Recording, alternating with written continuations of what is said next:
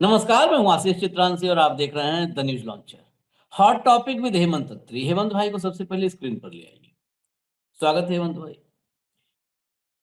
Iran के साथ America और इजराइल के युद्ध का विश्लेषण 28 फरवरी से शुरू हुआ और 28 फरवरी से गंगा में कितना पानी बह गया कोई लिमिट नहीं।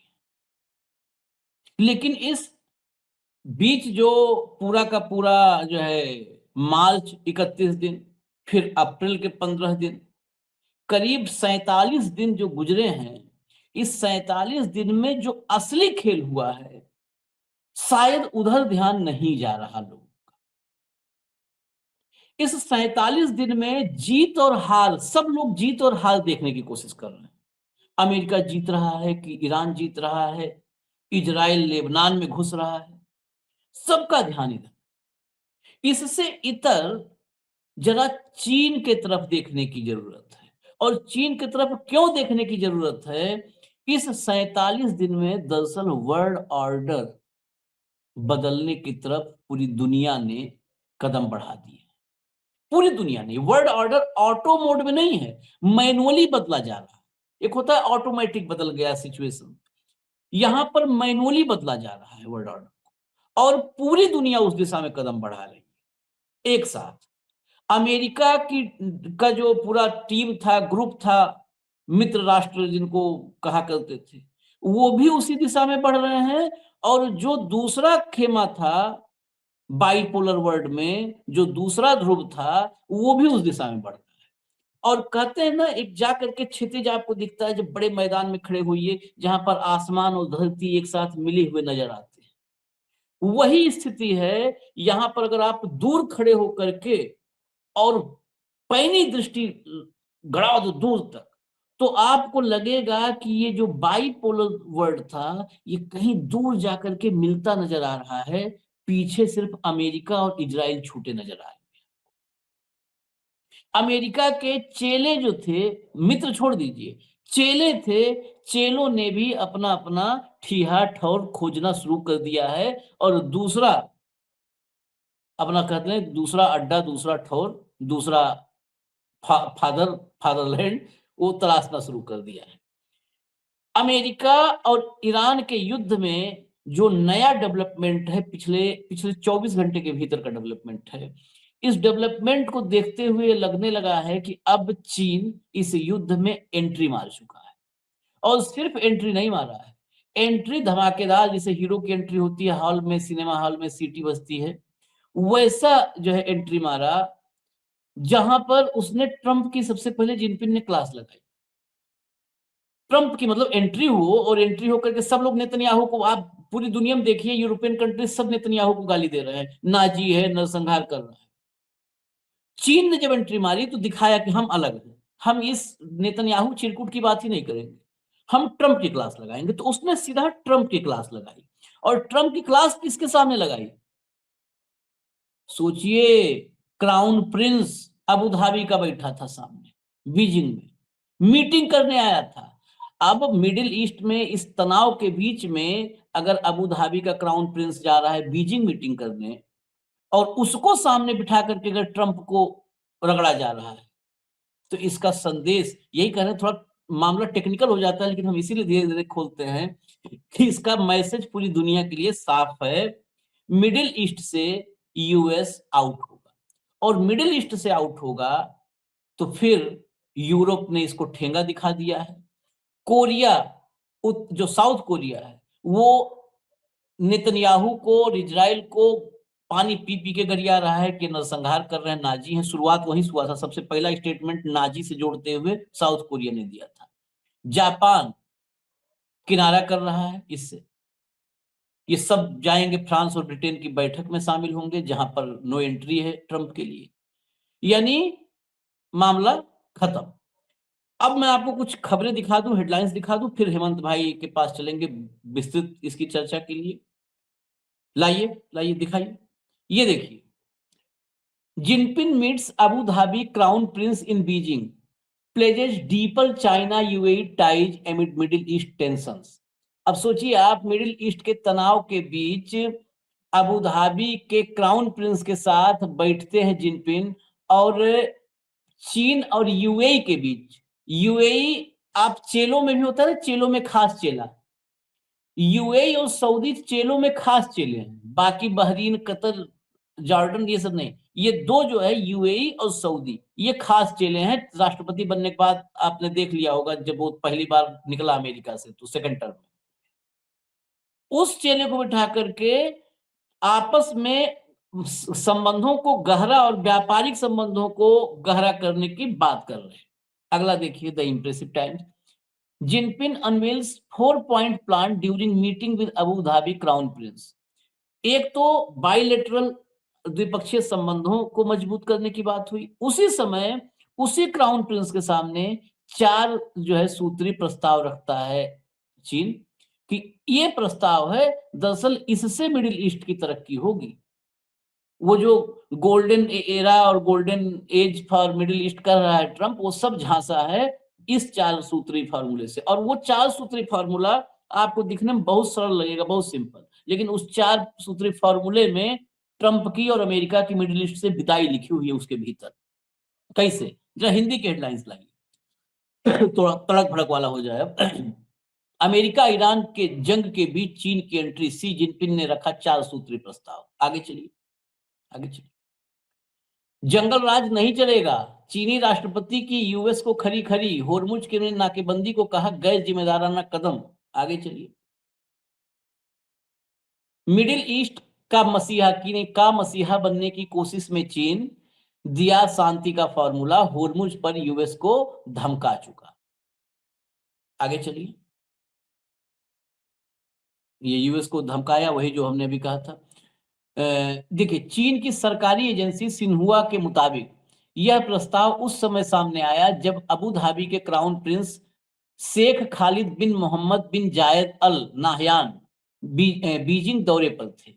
दोनों नेताओं की बैठक के दौरान सी जिनपिंग ने मिडिल ईस्ट में स्थिरता बहाल करने के लिए एक रोड मैप रखा, इसके साथ 4 सूत्रीय प्रस्ताव भी पेश किया। यूएई के क्राउन प्रिंस के सामने 4 सूत्रीय प्रस्ताव। ये वही नाहयान है जिनको भाई, मोदी जी के भाई हैं। ये मैं बताना परिचय में भूल गया था, आपसे बता दे रहा हूँ, मोदी जी के भाई। सी जिनपिंग के इस 4 सूत्रीय प्रस्ताव में देखिए, 4 सूत्रीय प्रस्ताव में कॉमा एक एक पॉइंट है। पहला, क्षेत्रीय शांतिपूर्ण सह अस्तित्व को प्राथमिकता। क्षेत्रीय शांतिपूर्ण सह अस्तित्व, जिस दिन मिडिल ईस्ट में ये हो गया वैसे ही अमेरिका आउट हो गया। राष्ट्रीय संप्रभुता का सम्मान, विकास और सुरक्षा के बीच संतुलन बनाए रखना, जो है विकास और सुरक्षा में संतुलन बनाए रखना है, और अंतरराष्ट्रीय नियम आधारित व्यवस्था की रक्षा करना है। अंतरराष्ट्रीय नियम आधारित व्यवस्था, जब ये सारी व्यवस्थाएं हो गई तो फिर वहां पर अमेरिका क्या करेगा? उन्होंने साफ कहा कि दुनिया को जंगल के कानून की ओर नहीं लौटने दिया जा सकता। आगे चलिए, आखिरी लाइन देखिए, जंगल के कानून की ओर नहीं, जंगल के कानून की ओर कौन ले जा रहा है? ट्रंप ले जा रहा है। चीन के राष्ट्रपति की यह टिप्पणी अप्रत्यक्ष रूप से अमेरिका और इजराइल की सैन्य कार्रवाई की आलोचना के रूप में देखी जा रही है। हालांकि चीन पहले भी इन हमलों को अवैध बता चुका है, लेकिन इस बार अपेक्षाकृत सख्त लहजे में वैश्विक व्यवस्था को लेकर चिंता जताई है। होर्मुज स्ट्रेट को वैश्विक ऊर्जा आपूर्ति की जीवन रेखा माना जाता है। बस, समाचार समाप्त हुए। अब चलते हैं हेमंत भाई के पास। हेमंत भाई, ये जो क्राउन प्रिंस की मुलाकात, 2 क्राउन प्रिंस मिडिल ईस्ट में चर्चित हैं, एक नाहयान, एक सलमान। सऊदी के एमबीएस मोहम्मद बिन सलमान, और इनका तो नाम है बहुत लंबा है तो खाली नाहयान ही हम बोल पाएंगे। तो नाहयान, इस तनाव के समय में नाहयान जिनपिंग के साथ बीजिंग में, यही अपने आप में बहुत बड़ी खबर है। यही इतना ही बहुत बड़ी खबर अगर हम बताएं तो। लेकिन इतनी बड़ी खबर थी, उसमें और बड़ी तब हो गई कि नाहयान को बिठा करके ट्रंप को गरियाया। नाहयान को सामने बिठा करके कि बैठो सामने और सुनो हम ट्रंप के बारे में क्या कर रहे हैं। उसके बाद उनको बताया सहअस्तित्व, संप्रभुता का सम्मान रखना, अंतरराष्ट्रीय कानूनों की रक्षा करो, और व्यापार और सुरक्षा, इन दोनों के बीच संतुलन बनाओ। इसके बाद अब क्या बचा है अमेरिका के लिए? ये फर्जिम नाकेबंदी ये सब करके बैठा है, झोला उठाए घर जाए, अब क्या बचा है? इसका तो गेम ओवर है। अगर समझे जियो पॉलिटिक्स को तो। हाँ आशीष भाई नमस्कार, आपको सारे दर्शक साथियों को भी। 28 फरवरी को युद्ध शुरू हुआ था और उसके 3 दिन के बाद, अगर आपको याद हो, 2 या 3 मार्च के शो में हमने एक बात कही थी कि जिस दिशा में युद्ध चल पड़ा है और जिस तरीके से नाटो के एलाइज और जो यूरोप सारा अलग हो रहा है इस युद्ध से, उसके बाद ये जब युद्ध खत्म होते होते इस दुनिया के अंदर एक नया वर्ल्ड ऑर्डर अपने आप ही अस्तित्व में आएगा। वो आज आपके सामने बिल्कुल पिक्चर क्लियर होती जाएगी। देखिए आशीष भाई, 2 चीजें थी। बाइपोलर वर्ल्ड का आपने जिक्र किया, 2 ध्रुवीय। असल में ये वर्ल्ड पिछले कुछ समय से यूनिपोलर ही था, अकेला अमेरिका ही था रशिया के हाँ विघटन के बाद। ठीक। हाँ अब जो ये सारी स्थिति है ना, ये चाइना के लिए एक बहुत बड़ा आपदा में अवसर है। आपदा में अवसर, ये जो टर्म है ना, ये तो गुजरातियों की है, लेकिन जो असली स्थिति है, इसका लाभार्थी होगा वो सीधे सीधे चाइना होगा, एक अपने खास अंदाज के अंदर। रशिया जब से यूक्रेन के साथ फंसा, उसकी वो स्थिति रही नहीं, चाहे वो आर्थिक तौर पर देखो, चाहे सामरिक तौर पर भी उसकी फॉल्ट लाइंस एक्सपोज हुई है बहुत बुरे तरीके से, जैसे अमेरिका की ईरान के अंदर हुई है। अब अमेरिका के पास ईरान में कुछ करने धरने के लिए कुछ बचा नहीं है, इसलिए भाई सब कुछ करते करते एकाएक सभ्यता मिटाने पे ही आ गया था, बीच की सवारी छोड़ ही दी उसने। तो अब आप ये परिस्थिति देखिए कि जो आपने दिखा, क्राउन प्रिंस वहां पहुंचा है, उसकी एक लाइन शायद आप मिस कर गए, आपने थोड़ा टाइम के कारण नहीं दिखाया। इस भाई साहब ने वहां क्या ऑफर किया पता है आपको? इसने वहां जाकर के ये कहा कि अगर आप थोड़ा ईरान के साथ अपना कम कर लो तो हम आपके साथ तमाम क्षेत्रों में बढ़ा सकते हैं। And he was very badly snubbed. वो कहा कि हम अपनी विदेश नीति खुद तय करते हैं, आप जैसों से पूछ के नहीं करते। ये शी जिनपिंग ने वहीं पर कहा। आप शायद आपने, मैं मिस कर गया, इस स्टोरी में नहीं होगा। जो पूरी की पूरी स्टोरी है जो वेस्टर्न मीडिया के अंदर, वो ये है कि ये भाई साहब गए थे setting.com के लिए। क्योंकि देखिए 2-3 चीज आपको इनके पक्ष से भी समझनी पड़ेगी जो ये भाई लोग कर रहे हैं। जो 6 जीसीसी कंट्री हैं, इनकी आप एक बार गद देखिए। ये लेके आए ईरान, अपना अमेरिका को अपनी सुरक्षा के लिए लेके आए थे। ठीक। बहुत मोटा पैसा देते हैं, पेट्रो डॉलर का सारा। अमेरिका की जो अगर दादागिरी दुनिया पे है तो केवल इन लोगों के कारण है, जो पेट्रो डॉलर है, उसके अलावा तो सौदा ही कुछ नहीं। ठीक, बाकी तो सबने देख लिया। अब इनकी सुरक्षा का ठेका अमेरिका ने ले रखा था। अब इन लोगों की परिस्थितियां देखिए, क्या ये ईरान से लड़ रहे हैं? ना, ये तो नहीं लड़ रहे। और सबसे ज्यादा भुक्तभोगी कौन है? ये सारे। क्यों? क्योंकि इनके बेसिस से अमेरिका हमले कर रहा है। इनके यहां पर 13 बेसिस हैं अमेरिका के। वो 13 के 13 बेस की आपको स्थिति पता है? न्यूयॉर्क टाइम्स ने रिपोर्ट किया 2 दिन पहले, हमने चर्चा भी की थी उसके ऊपर। 13 के 13 बेसिस के ऊपर एक में भी अमेरिका का सैनिक नहीं है इस समय। कहां गए वो होटलों में। युद्ध चल रहा है, वो होटलों में। और इनकी सुरक्षा कौन कर रहा है? ये देश आए थे इनकी रक्षा करने के लिए। उनके बेसिस की सुरक्षा मिडिल ईस्ट के देश ये कर रहे, जीसीसी कंट्री एक। उनके जो 2 सबसे बड़े विमान वाहक पोत थे, उनकी आपने हालत देख ली, गेराल्ड की भी देख ली, अब्राहम लिंकन की भी देख ली। ठीक। अब ये क्या चाह रहे हैं आप ये समझिए। ईरान को एक बड़े न्यू सेंस के तौर पे कौन प्रोजेक्ट करता है? वो जैसे मोदी जी करते हैं ना, हर साल हर एक चुनाव में एक नकली दुश्मन खड़ा करते हैं।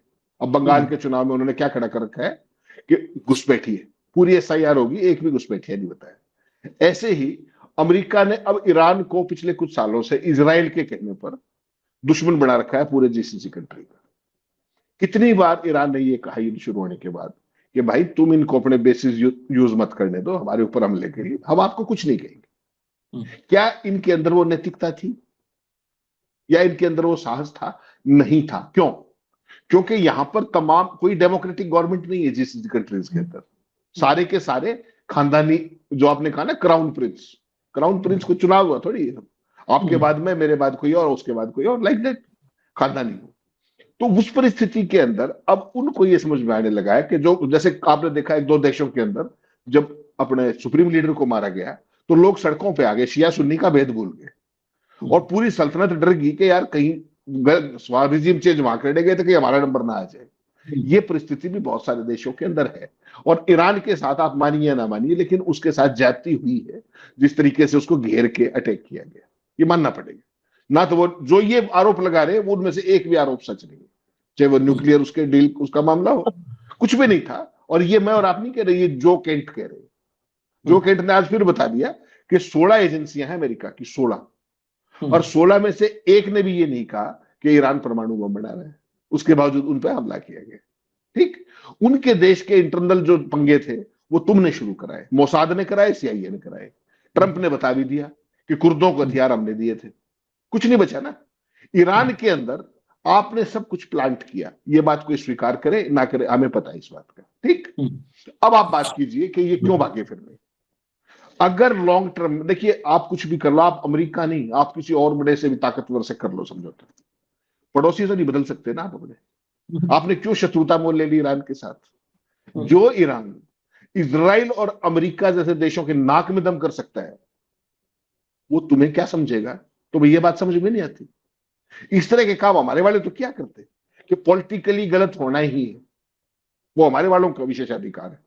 अब ये जो कुछ कर रहे हैं, ईरान के वहां जो अटैक करने के लिए इनके बेसिस यूज हुए, सारी की सारी फैसिलिटी यूज हुई।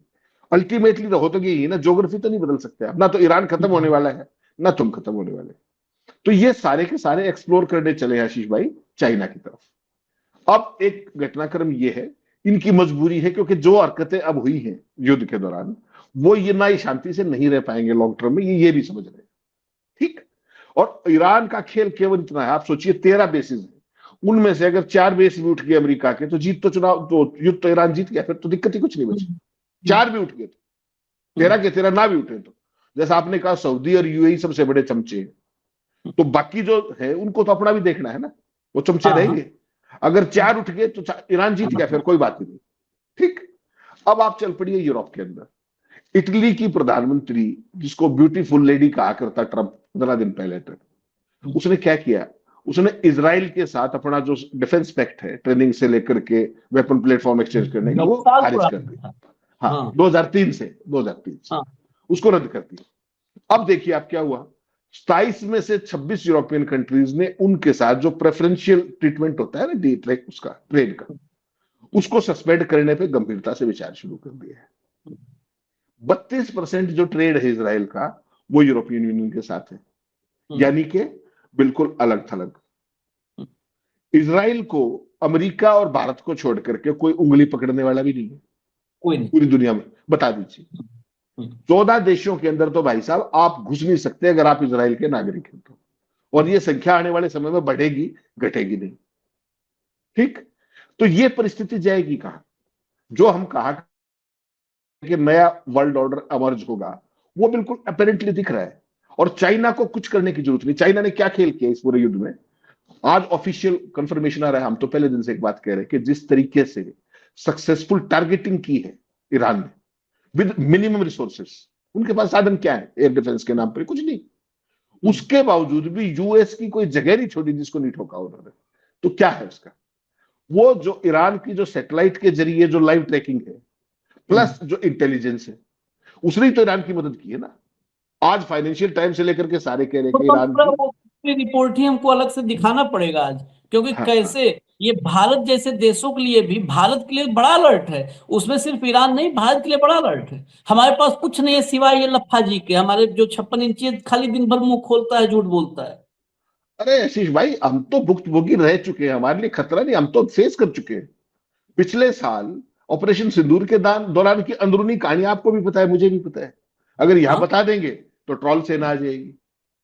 भारत की सेना के डिप्टी चीफ ब्रीफिंग के अंदर ये कह रहे थे, ब्रीफिंग, ऑफिशियल ब्रीफिंग के अंदर, कि डीजीएमओ की जब मीटिंग चल रही थी दोनों देशों के बीच में युद्ध विराम को लेकर के बातचीत, उसने क्या कहा कि पाकिस्तानियों को हमारे सारे वेपन प्लेटफॉर्म्स की रियल टाइम लोकेशन पता थी, और उन्होंने कहा कि अपने फलाने प्लेटफॉर्म को रोको, उसको रोको। कहां से आ रही थी वो, पाकिस्तान के पास तो है नहीं वो फैसिलिटी, और ईरान के पास तो सवाल ही नहीं है। तो ये जो इलेक्ट्रॉनिक वारफेयर है, ये किसने दिया। आज फाइनेंशियल टाइम्स कह रहा है अमेरिका की हिम्मत नहीं है, ट्रंप की हिम्मत नहीं कह दे ये बात, इसराइल की हिम्मत नहीं है ये बात कह दे। वो क्या कह रहा है कि अगर उनकी मदद की, अगर उनको हथियार दिए, तो हम इनके ऊपर 50% टैरिफ लगा देंगे। तो उसने आज जवाब दे दिया, उसने जवाब दे दिया बढ़िया वाला। उसने आज क्या कहा ईरान ने, चाइना ने, कि पहली बात तो हम दे नहीं रहे, एक चीज तो ये स्पष्ट किया उन्होंने, दे नहीं रहे, और हम अपने फैसले खुद करते हैं, आपको जो करना है वो कर लीजिए, आप जो लगाओगे वो हम भी लगाने के लिए तैयार हैं, क्योंकि वो पहले कर चुके हैं। जब आपने पूंछ दबा ली थी, उस समय जितना टैरिफ चाइना पे लगाया था उन्होंने 1 घंटे के अंदर उतना ही वहां लगा दिया था, रेसिप्रोकेट कर दिया था। तो चाइना बिल्कुल इक्वल फुटिंग पे आ खड़ा हुआ है आशीष भाई, और कुछ मामलों में वो अमेरिका से ज्यादा मजबूत है, कुछ मजबूत है, मामलों हाँ। में, सब में नहीं। और वो हम्म, मामले कौन से हैं मैं बता देता हूं आपको। नंबर एक, मिसाइल टेक्नोलॉजी। और हम्म, सबसे महत्वपूर्ण, जो ड्रोन तो छोड़ दीजिए, इलेक्ट्रॉनिक वारफेयर का जो खेल उनका है, उसमें अमेरिका को बहुत पीछे छोड़ चुके हैं। अगर आपने उनकी लिबरेशन डे परेड देखी हो, और उसमें जो वेपन प्लेटफॉर्म दिखाए थे, आपने उसका पुतिन का चेहरा देखा था उस टाइम? हम्म, उनके मुंह खुला रह गया था, उनके पास भी नहीं है वो। जो ट्रेडिशनली अमेरिका का चैलेंज रहा है सबसे बड़ा, रशिया, उसके प्रेसिडेंट का मुंह खुला रह गया था कि यार ये वेपन सिस्टम इनके पास है। और कभी भी ध्यान रखिएगा, चाइना अपनी पूरी चीजें नहीं दिखाता है, कभी नहीं दिखाता है। केवल एक ट्रेलर दिखाया था उसने, पिक्चर उसके पास बची हुई है। तो चाइना के पास, आशीष भाई, दूसरी तरफ देखिए, जब अबू धाबी का क्राउन प्रिंस जा रहा है तो उसको शांति, सह अस्तित्व और वो सारी चीजें, ठीक, पूरी दुनिया को कितना अच्छा लगता है प्रवचन। और आज ही के दिन उनका विदेश मंत्रालय क्या कहता है कि अरुणाचल प्रदेश हमारा है। हाँ, हाँ। ये सोचिएगा। तो ये सारा जो लीवे दिया ना, ये किसने दिया? ट्रंप ने दिया। ट्रंप को ब्लैकमेल नेतन्याहू ने किया। और हमारे वाले, एक तो होता है ना जाल, आपने जाल फेंका में फंस गया ना, आपकी अलमारी में जाल रखा हुआ था, मैं उसमें घुस गया आके, अलमारी में रखे, आपने बिछाया भी नहीं। हमारे साथ वो बनी, हम कहीं के नहीं बचेंगे। जब पाकिस्तान के साथ ऑपरेशन सिंदूर में जो आपने गद देखी, अगर चाइना के साथ जो परिस्थिति, आप सोच के देखिएगा। एक दूसरी परिस्थिति, आपका जो लेजर आइज वाला है जयशंकर, वो क्या कह रहा था, हमसे 6 गुना बड़ी अर्थव्यवस्था है, आप क्या चाहते हैं मैं उनसे झगड़ा ले लूं? ठीक। एक ईरान है, और उससे अमेरिका की इकोनॉमी कितनी है? 30 गुना, 30 गुना। हाँ। ठीक। और नाक में दम कर रखा है, और आप पंगा लेने से भी डर रहे हो। फिर अभी अभी आपने धुरंधर चला के पूरा अरबों रुपए कमाए प्रोपेगेंडा, उससे पहले कश्मीर फाइल, फिर केरल फाइल, फिर पाड़ा फाइल। अभी सलमान खान की एक फिल्म बन रही थी, उसमें 40% शूटिंग दोबारा हो रही है भाई साहब, 40%। हाँ। हम्म, फिल्म बन चुकी थी, रिलीज पे थी, वो कहा कि चाइना के सारे रेफरेंसेस हटा दो। भाई साहब आप तो, वो तो ठीक कह रहा था कि हमसे 6 गुना बड़ी अर्थव्यवस्था में पंगा ले लूं, या तो धुरंधर में पाकिस्तान का कुछ भी कर दो, इतिहास को तोड़ मरोड़ दो, इंदिरा गांधी की हम्म, अचीवमेंट को अपनी दिखा दो, कोई दिक्कत नहीं। यहां तो चीन का नाम लेने में भी दिक्कत है। और ये आज से नहीं, ये 2020 में आपने देखा था किस तरीके से हमारे सैनिक मारे, और उसके बाद जो पूरी की पूरी परिस्थिति हुई, और फिर जो उचित समझो वो करो। तो चाइना का पूरा खेल देखना पड़ेगा आपको। भारत के लिए एक बेहतरीन मौका था कि सारी वर्ल्ड ऑर्डर के अंदर आप बहुत महत्वपूर्ण हो सकते थे, अगर आप ठीक साइड पे होते तो। क्या साइड ठीक क्या था? आपका दोस्त ईरान भी है, आपका इजराइल भी है, आपका अमेरिका भी है। आप इसमें बहुत ज्यादा रेलेवेंट हो सकते थे पूरे संघर्ष में। और क्या बोले श्रीमान जी? बोले हम दलाली नहीं करते। सोचिए आप। तो अरे इस बढ़िया। दूसरा इंटरेस्टिंग चीज और बताता हूं। कल वही घटना, 24 तारीख याद रखिए, और कल की घटना याद रखिए, मेरी आपकी चर्चा की उस पर। कल प्रधानमंत्री को फोन किया, कथित तौर पर 40 मिनट बातचीत हुई। हम्म, ठीक। क्या ट्रंप ने ट्वीट किया? नहीं किया। हम्म, किसने किया? सरजेई गौर ने। उसने पहले सूचना दी, फिर मोदी जी का 3 लाइन का ट्वीट आया 40 मिनट की बातचीत को लेकर। ठीक। और उसके तत्काल बाद ट्रंप ने क्या कहा कि आसिफ मुनीर बहुत बढ़िया काम कर रहा है, और हम हाँ, 2 दिन के अंदर दोबारा मुलाकात कर सकते हैं, दोबारा हाँ, बातचीत हो सकती है। हम्म, ठीक। या छोड़ दीजिए इसको, ट्रंप ने ट्वीट नहीं किया, आसिफ मुनीर का नाम लेकर के प्रशंसा की। छोड़ हम्म, दीजिए इसको। 24 तारीख पे चलिए। 24 तारीख को ट्रंप का फोन आया, वही हम्म, सरजेई गौर ने बताया। उसके बाद मोदी का ट्वीट आया। क्या ट्रंप ने ट्वीट किया? जवाब है ना। ट्रंप अगर छींक भी मारता है ना आशीष भाई, छींक भी मारता है, उसको भी ट्वीट करता है। लगातार दूसरी घटना है कि मोदी से बातचीत हुई, उसने ट्वीट नहीं किया। ध्यान, ये हर एक चीज डिप्लोमेसी में बहुत बारीकी से देखने की होती है, बहुत बारीकी से।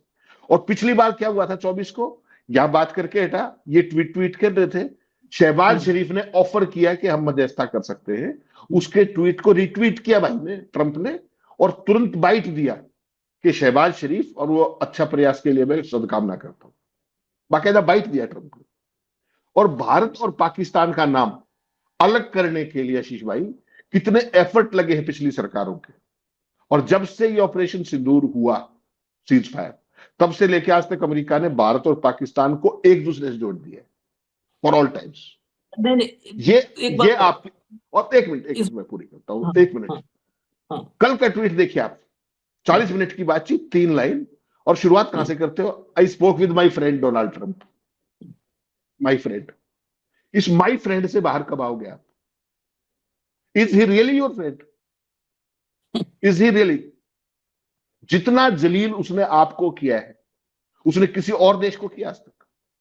नाम ले लेके कि मैं कैरियर खत्म कर दूंगा, मैं ये कर दूंगा, मैं वो कर दूंगा, डेड इकोनॉमी, पता नहीं क्या क्या। ये जो एहसास है, कमतरी है, इंफिनिटी कॉम्प्लेक्स है, बड़े भारी मन के साथ कह रहा हूं ये बात, मैं कोई खुशी से नहीं कह रहा। पूरे देश का आपने बढ़ा क्या दिया यार? और चाइना उस पूरी परिस्थिति का कैसा लाभ उठा रहा है?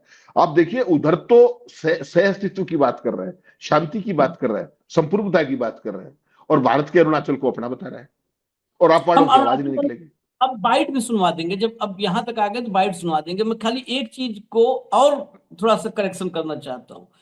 ऑपरेशन सिंदूर के बाद से देखिए प्रोसेस चला है। पहले क्या था कि पहले भारत का नाम बहुत बड़ा था, पाकिस्तान पूरी दुनिया में मतलब हे दृष्टि से देखा जाता था, हे दृष्टि से।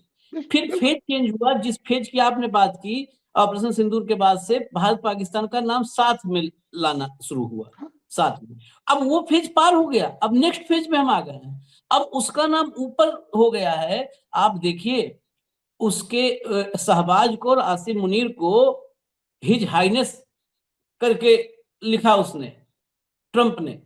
आज की तारीख में उसकी मतलब अमेरिका वहां पर बातचीत करने के लिए, आप देखिए पाकिस्तान को खाली गाली दे करके अगर आप राष्ट्रभक्ति आपका राष्ट्रवाद है तो क्षमा कीजिए, हम ऐसे राष्ट्रवाद के साथ नहीं। किसी को गाली दे के आपका राष्ट्रवाद नहीं ऊपर जा सकता कोई और देशभक्त आप नहीं हो सकते कोई हो। कोई कोई कोई भी नहीं हो सकता, कोई भी नहीं हो सकता। कोई भी। लेकिन फिर वहां एक, सॉरी माफ कीजिएगा मुझे, आज तक भारत से पाकिस्तान का नाम कितनी बार लिया मोदी ने? एक बार बताइए मुझे। 12 साल में भारत के चुनाव में आप लेते हो आतंकी, ठीक से वो कुछ करते बस हो, बस बह चुनाव बेचते में। हो। भारत से बाहर पाकिस्तान का नाम आज तक मोदी ने लिया हो, राजनाथ ने लिया हो, जयशंकर ने लिया हो? मुझे नाम बता दीजिए उस आदमी। अरे कैसे पाकिस्तान का लोगे, नाम केवल सियासत के लिए भाई साहब, बह बेचने के कैसे लिए, भ्रम लोगे फैलाने आप के लिए। कह रहे हो उसको, मैं लॉजिकल कंक्लूजन तक चाहता हूं। कैसे लोगे आप? तब लोगे ना पाकिस्तान का नाम विदेश में जाकर के, जब आपका विदेश में इतना, जैसे कहते हैं ना कि आप अपने पक्ष में दुनिया को खड़ा करते हो। जब जिस देश में आप गए हो उस देश का समर्थन, उस देश का साथ, उस देश की सहानुभूति, सब कुछ आपके साथ हो। आपके सहानुभूति किस मामले में? आतंक के पीड़ित होने के मामले में, और कोई सहानुभूति। जब समर्थन, साथ, सहानुभूति सब होती है, तब आप वहां पे नाम लोगे। आप ऑपरेशन सिंदूर के बाद पूरी दुनिया घूम डाले, एक आदमी ने पाकिस्तान, एक देश ने पाकिस्तान का नाम लेकर के उसके पहलगाम की निंदा की। और पहलगाम की निंदा तो कोई भी करेगा, वो पाकिस्तान से हाँ करवा लो वो भी कर देगा। हाँ। पाकिस्तान से करवा लो पहलगाम की निंदा, वो कर देगा। पाकिस्तान की निंदा पूरी दुनिया में किसी ने नहीं की। आप जब ऐसा डिप्लोमेटिक डिजास्टर आपने देश के साथ किया है, तो कैसे आप विदेश में ले लोगे? कोई देश आपको उस प्लेटफॉर्म पर लेने नहीं देगा, आपको तुरंत कहेगा हवाई जहाज में बैठो, निकल लो, तुम वापस जाओ, तुम हमारे यहाँ आकर के कैसे नाम ले लिए? ये प्रॉब्लम है, इसलिए नहीं ले पा रहे। फिर वही दौर है जब हमारे अमेरिकी राष्ट्रपति हमारे देश में खड़ा होकर के पाकिस्तान को गरियाता था और धमकी देता था। एक वो दौर था, वो कमजोर प्रधानमंत्री, और एक 56 इंच वाला प्रधानमंत्री आया जो विदेश में जाके पाकिस्तान का नाम नहीं ले पाता है। मामूली फर्क नहीं है। चीन वाली वो बाइट तैयार रखिएगा जरा, चीन वाली बाइट भी हम सुनवा देंगे। चीन की बाइट है, उसको भी हम सुनवा दें, वो अरुणाचल पर दावा कैसे जता रहा है। और नाम लेके भारत का कई बार पहले इनडायरेक्टली बोलता था, नाम लेकर के हमारे लद्दाख के बॉर्डर पर 3 काउंटीज बसा चुका है, 3 हाँ काउंटी। और हर हर काउंटी के बाद भारत सरकार की तरफ से क्या कहा जाता है, एक रणधीर जायसवाल को सामने भेज देते हैं, और तो कोई बोलता नहीं, बाकी तो सब चुनाव प्रचार में व्यस्त हैं, बाकी चुनाव प्रचार कर रहे हैं। एक रणधीर जायसवाल को रखा है कि जाओ कैमरे पे बोलाओ, वो आके कहता है कि हम खारिज करते हैं, हम निंदा करते हैं, हम खारिज करते हैं। अरे तुम्हारे खारिज करने से क्या, वो बच्चा पैदा किया, तुमने कहा हम खारिज करते हैं, बच्चा बड़ा हो गया, उसका नाम रख दिया, कहते हो हम खारिज कर दिए। बच्चा बड़ा होकर के तुमको दौड़ा लेगा, कहोगे हम खारिज कर रहे हैं, दौड़ते हुए भागते हुए कहोगे खारिज कर रहे हैं हम। है? वो 3 काउंटी, 3 जो उइगर वाला क्षेत्र है उसका जो है, वहां पर 3 काउंटी लगातार, अभी एक काउंटी इसी हफ्ते फिर उसने वो किया है, 3 काउंटी, और उसमें कुछ क्षेत्र हमारे लद्दाख का भी है। पीओके से लगा हुआ कि इतने इंपॉर्टेंट एरिया में उसकी एक्टिविटीज जारी है, कोई फर्क नहीं है। बीजेपी के दफ्तर में चाइना को बुला करके वेलकम होता है। यस, इन इन बेशर्मों को, ये बेशरम, ये राष्ट्रवाद, जब राष्ट्रवाद और देशभक्ति अपने शब्द मुंह से बोलते हैं ना, तो राष्ट्रवाद और देशभक्ति ये शब्द जो है इस पर धब्बे लगते हैं, स्पॉट लगते हैं, स्पॉटेड हो जाते हैं। ये देशभक्ति क्या जाने, इनको सत्ता, खाली कुर्सी भक्त हैं ये सब। इन्हें कुर्सी चाहिए, कुर्सी के लिए इन्हें देश को तो कहां पहुंचा दिया है। इस देश के लोगों को जिस दिन पता चलेगा ना, अभी नहीं पता चलेगा, क्योंकि पता चलने के लिए देश को अवेयर होना पड़ता है। शिक्षित देश में पता चलता है। जिस देश में स्कूल बंद किए जा रहे हैं हजारों की संख्या में, वहां पे अभी नहीं पता चलेगा।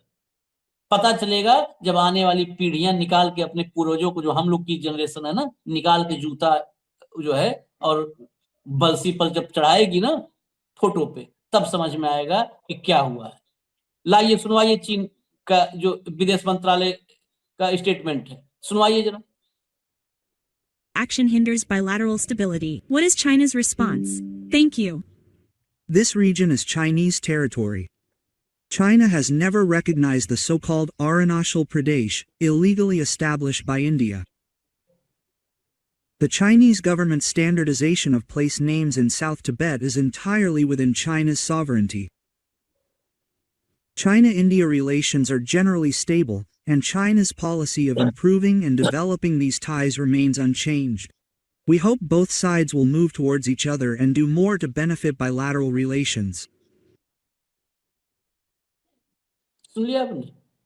14/4/2026 ऊपर तारीख लगी हुई थी, नाम लेकर के कि भारत ने अवैध रूप से कहा कि भारत द्वारा बनाए गए तथाकथित अरुणाचल प्रदेश को हम मान्यता नहीं देते हैं, अवैध है, इलीगल।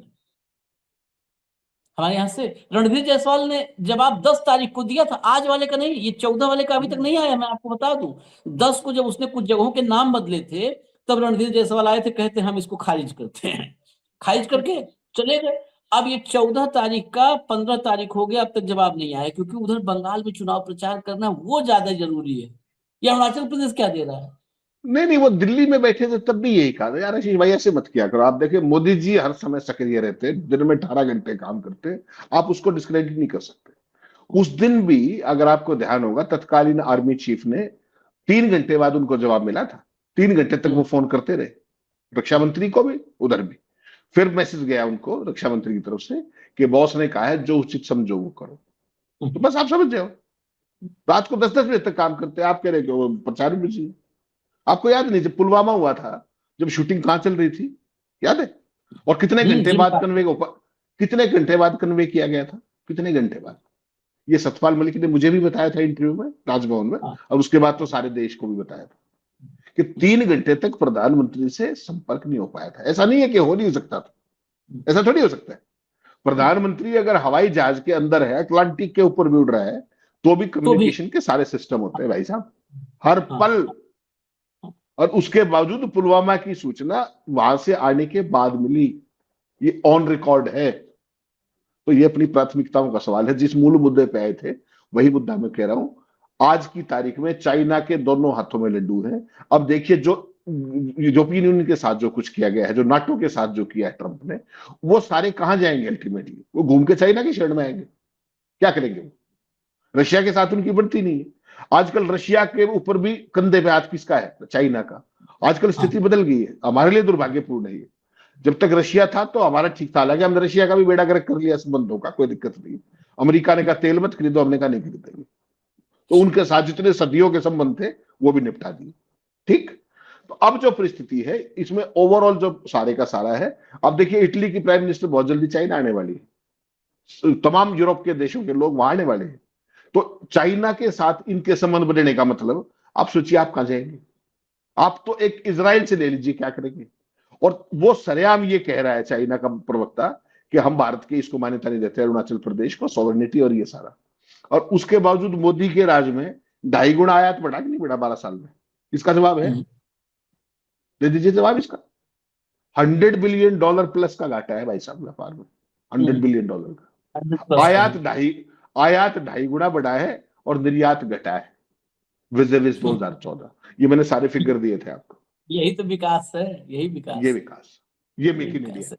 तो एक लाइन की बात समझ लीजिए, ये जो दौर चल रहा है ना, अभी का फेज, ये 28 फरवरी ही हम तारीख मान लें कि उसको शुरुआत की तारीख मान सकते हैं, हालांकि तारीखें ऐसे जियो पॉलिटिक्स में फिक्स नहीं की जा सकती, लेकिन फिर भी ये दौर और आगे भी कितने महीने चलेगा, कुल मिला जुला करके ये उस समुद्र मंथन टाइप का है।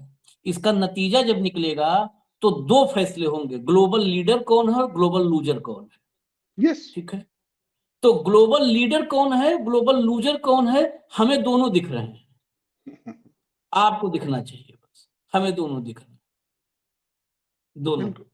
और ग्लोबल लूजर में अभी भी अमेरिका नहीं कहूंगा।